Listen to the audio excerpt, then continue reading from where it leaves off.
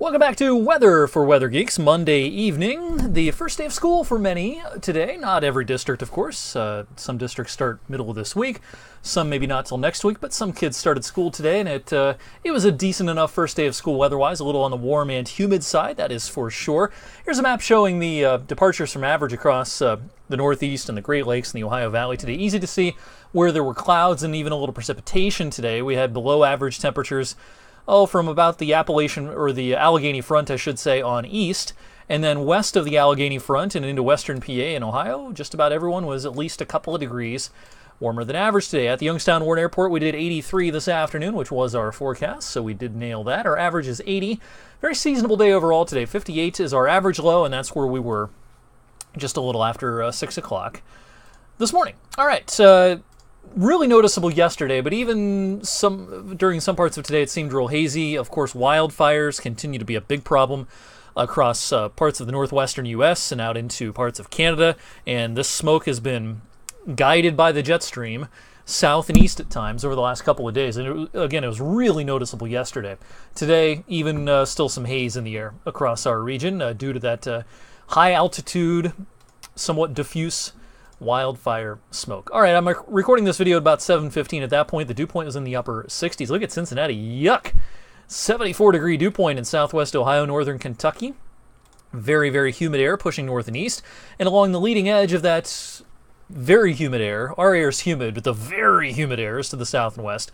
And on the leading edge of that, we've had this band of showers and storms, which has been making some progress to the north and east over the last few hours. I'll be keeping an eye on this evening. I'm expecting this to weaken some as it continues making its way towards our area. Severe thunderstorm watch from the lower Ohio River Valley through the mid-Mississippi Valley this evening. Here's our high-res FUTURECAST showing as we go through the night tonight. We could see a shower and thunderstorm here and there, especially after midnight.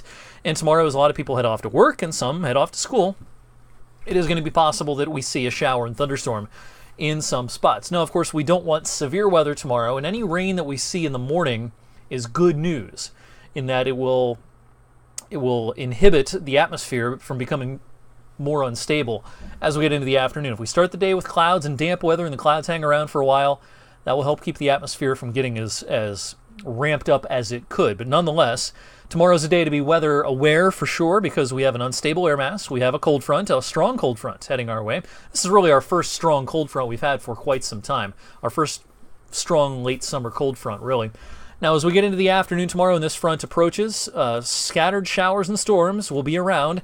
Some of these will be garden variety, typical summertime storms. Some of these could get a little bit beefy. And again, it just kind of depends on how tomorrow morning goes. If we don't see as much rain and we see some breaks of sunshine developing, that will help the atmosphere destabilize by lunchtime tomorrow. Then we can sound the all clear by tomorrow evening. So here's what I have for the hour-by-hour rain chances for Tuesday. One wave in the morning with elevated chances, and I might up these chances before the evening is through for tomorrow morning.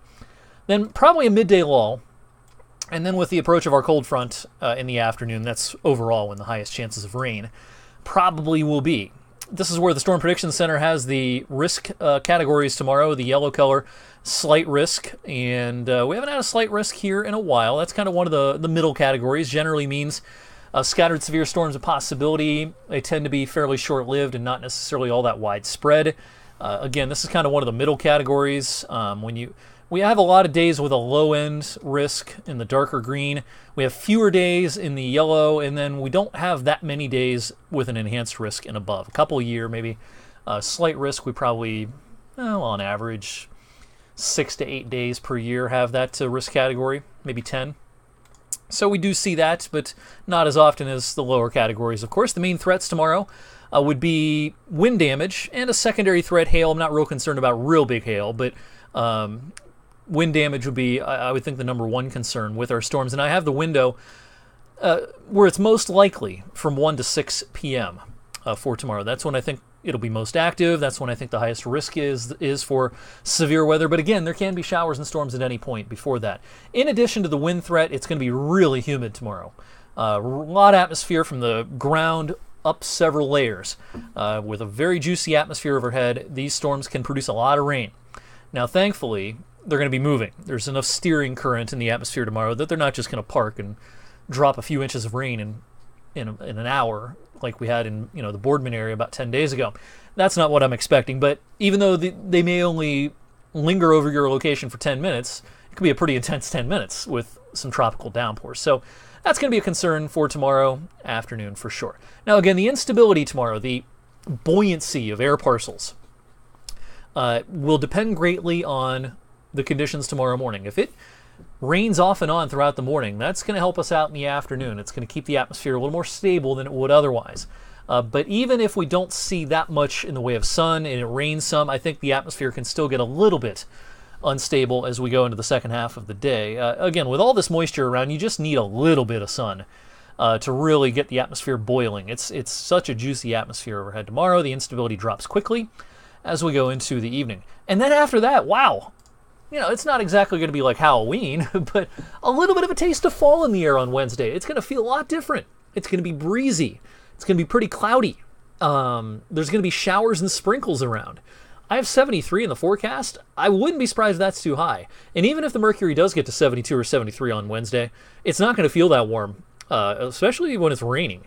It's going to feel kind of chilly outside at times on Wednesday. Again, not like late October, but considering that it's mid-August and it's been a pretty hot summer, Wednesday is going to feel a lot different. I'll open up the windows for sure. And then great sleeping weather Wednesday night. The sky clears.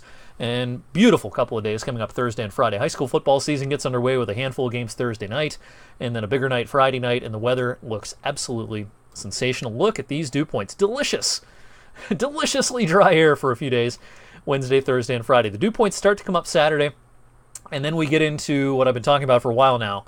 A much hotter, more humid air mass again for the final week of August, and this will probably last us into early September. Look at the animation here of the general weather pattern across the U.S., and I'm going to let this play all the way through early next week. So we're talking 8 days from now. Boy, is that a hot weather map. You've got your cooling trough out here in the west and a ridge in the upper levels parked over the southeast. That's a weather map that's probably going to try to produce some 90s here. Now, 97, 98, no, but I could see where next week we squeeze out a couple of 90-degree days. And again, it's not just next week. I kind of suspect this pattern takes us through the Labor Day holiday weekend. Now, the heat might ease some, but it's still looking like a warmer than average pattern, very likely, through the Canfield Fair, through the Labor Day holiday weekend. So don't be fooled by, it's kind of fool's gold, if you will, the comfortable weather that's coming in a couple of days. It's just a tease. We're going to get right back into summer. There's plenty of summer left in the tank this year. So don't put away the pools just yet, that is for sure. That's tonight's weather for Weather Geeks. Thanks as always for watching this video, and I will have a full update on what the radar's showing and everything else you need to know about Tuesday's weather coming up tonight on 21 News at 11. Hope to see you then.